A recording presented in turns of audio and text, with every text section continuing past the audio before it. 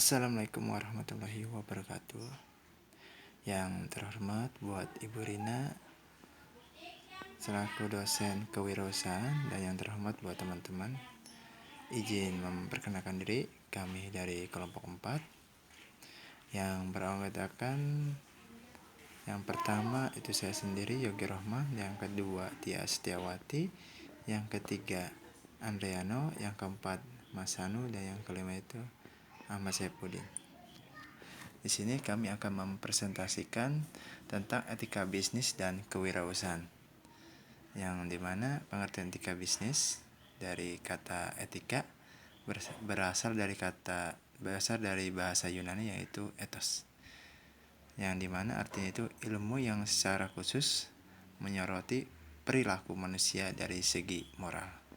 Dan etika adalah cabang dari filosofi yang berkaitan dengan kebaikan atau moralitas dari perilaku manusia. Jadi etika bisnis adalah cara untuk melakukan kegiatan bisnis yang mencakup dari seluruh aspek yang berkaitan dengan perilaku individu, perusahaan, dan juga masyarakat. Dan di sini juga ada pengertian menurut para ahli. Yang pertama itu menurut Zimmer, etika bisnis adalah suatu kode etik perilaku pengusaha berdasarkan nilai-nilai moral dan norma yang dijadikan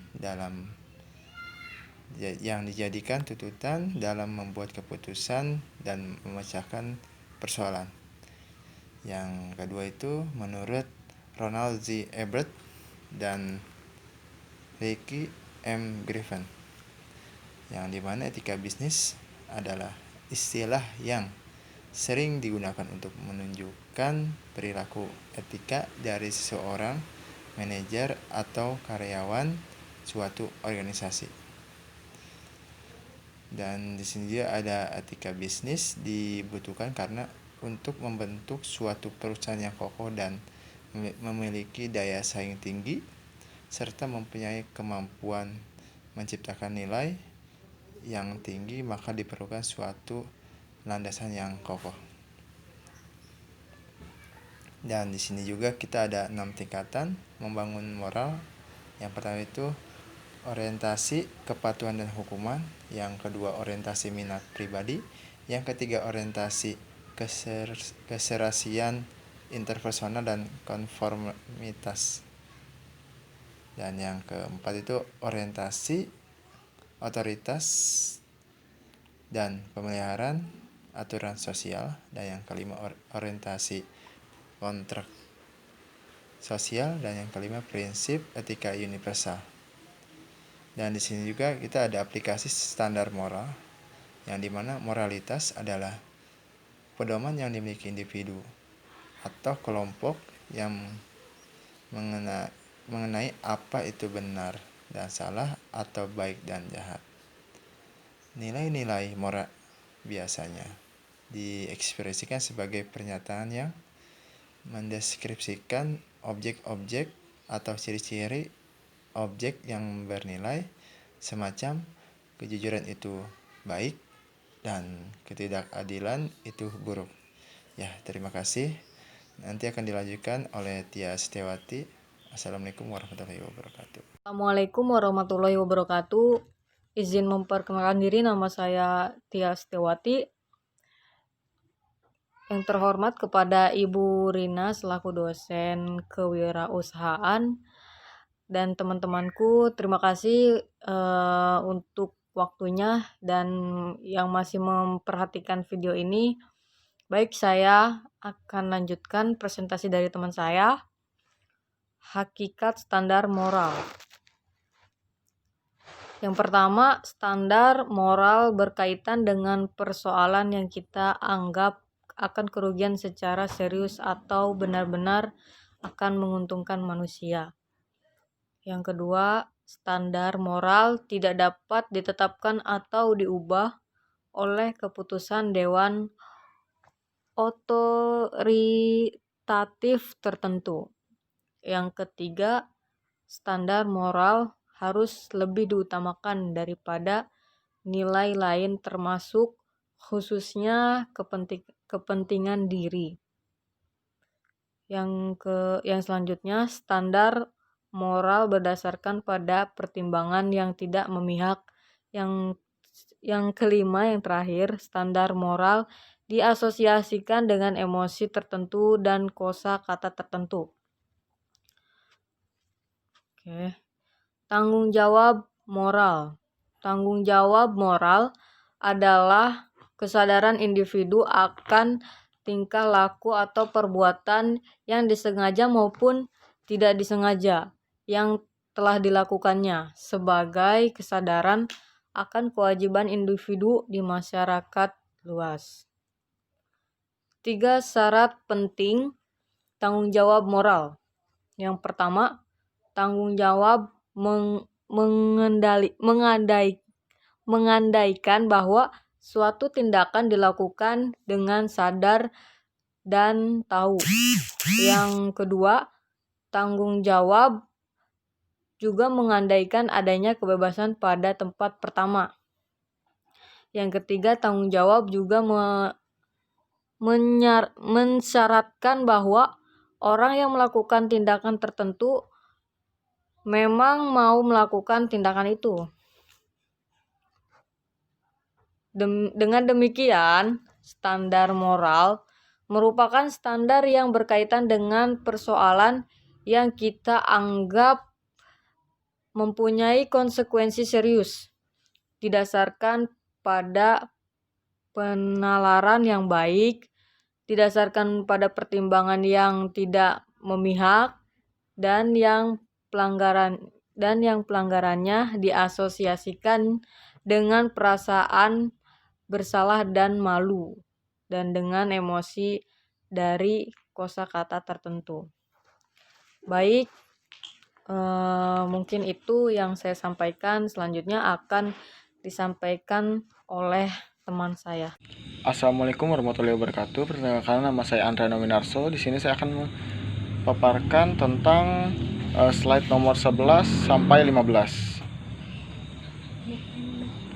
Melanjutkan dari yang sebelumnya, kesimpulan mendasar tentang tanggung jawab moral atas kesalahan atau kerugian yang memperingan tanggung jawab moral seseorang yaitu nomor 1, yang pertama, secara moral individu bertanggung jawab atas tindakan yang salah yang dia lakukan dan atas efek-efek kerugian yang disebabkan. Yang kedua, tanggung jawab moral sepenuhnya dihilangkan oleh ketidaktahuan dan ketidakmampuan.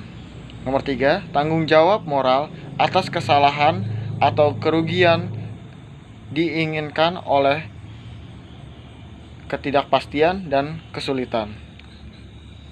Yang nextnya, slide nomor 12, tanggung jawab sosial. Dengan konsep tanggung jawab sosial dan moral, dapat dikatakan suatu perusahaan harus bertanggung jawab atas tindakan dari bisnisnya yang mempunyai pengaruh atas orang-orang tertentu, masyarakat, serta lingkungan di mana perusahaan tersebut beroperasi.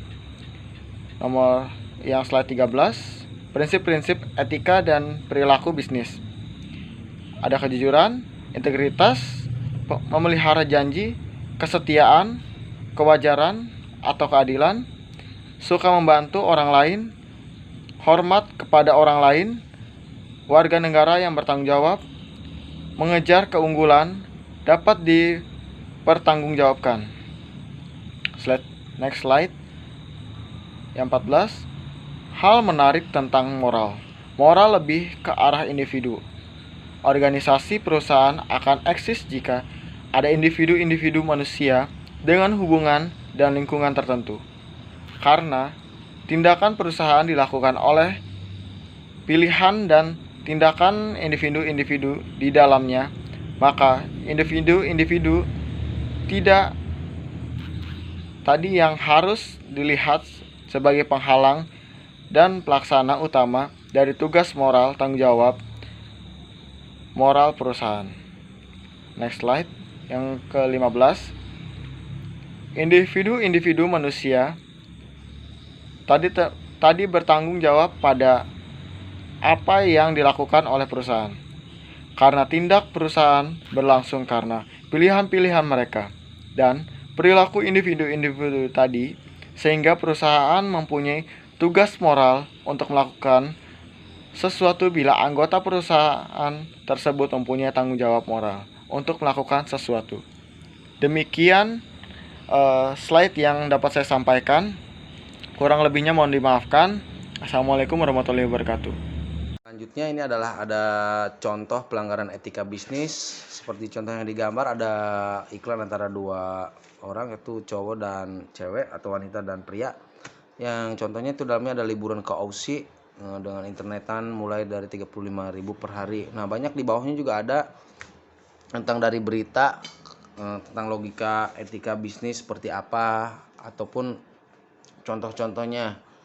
Jadi banyak dorongan seperti mari kita menggapai mimpi lewat etika bisnis tersebut. Nah, Selanjutnya cara mempertahankan standar etika.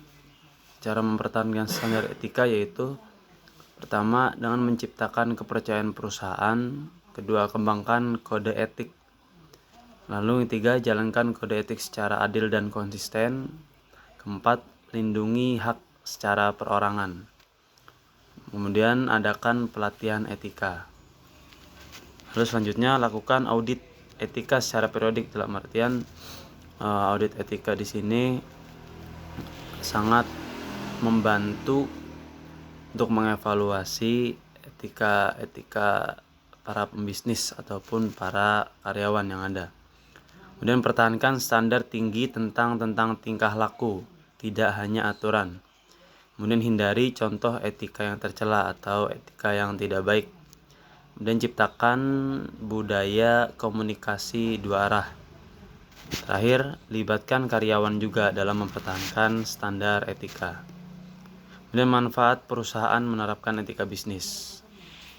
Di antara lain manfaatnya yaitu perusahaan mendapatkan kepercayaan dari konsumen, kemudian citra perusahaan di mata konsumen menjadi baik, lalu meningkatkan motivasi para pekerja. Yang terakhir, keuntungan perusahaan dapat diperoleh. Dari kesimpulan yang dijelaskan oleh semuanya oleh kelompok saya ini, kesimpulannya yaitu bisnis bukan hanya mengandalkan barang dan uang untuk mencapai tujuannya, tapi juga membutuhkan etika yang sesuai norma yang berlaku untuk dijalankan. Etika bisnis berperan memberikan kepercayaan kepada pihak yang berkepentingan dan juga pihak masyarakat sekitar atau masyarakat yang ada. Jika etika bisnis yang bermoral ditanamkan, maka bisnis tersebut akan berkembang baik dan meningkatkan kemakmuran ekonomi negara. Terima kasih. Pesan untuk video ini, harus menjadi orang yang amanat jika diberi suatu pekerjaan. Tidak mungkin seseorang bisa masuk ke dalam bagasi pesawat kalau tidak ada bahasanya orang dalamnya. Mungkin di sini adanya kelengahan dari orang dalam tersendiri atau penjaga bagasi pesawat itu. Bahkan atau mungkin petugasnya yang mengambil barang-barang yang ada di sana. Karenanya pesannya harus bisa menjadi orang yang jujur atau orang yang amanat jika diberikan suatu pekerjaan. Walaupun orang jujur itu susah ataupun mengerjakan perlakuan yang benar-benar jujur itu susah, tapi apa salahnya jika kejujuran itu dicoba secara perlahan-lahan? Karena walaupun susah, walaupun berat, susah, tapi di situ banyak hikmah dan juga pastinya membawa berkah. Itu aja kesimpulan dari video yang ada. Sedikit tambahan untuk video dari kejadian tersebut, bisa kita simpulkan bahwa sebaik apapun kita menyimpan sebuah kejahatan, pasti suatu saat akan terbongkar juga. Hal itu akan menyebabkan hilangnya kepercayaan dari perusahaan untuk kita, mau itu perusahaan sekarang maupun perusahaan selanjutnya. Karena menurut saya apalagi perusahaan-perusahaan besar pasti mempunyai koneksi-koneksi yang besar, dan pandangan hal tersebut pun akan membuat citra buruk bagi diri kita sendiri. Kerja jujur adalah kunci utama dari sebuah kesuksesan. Terima kasih.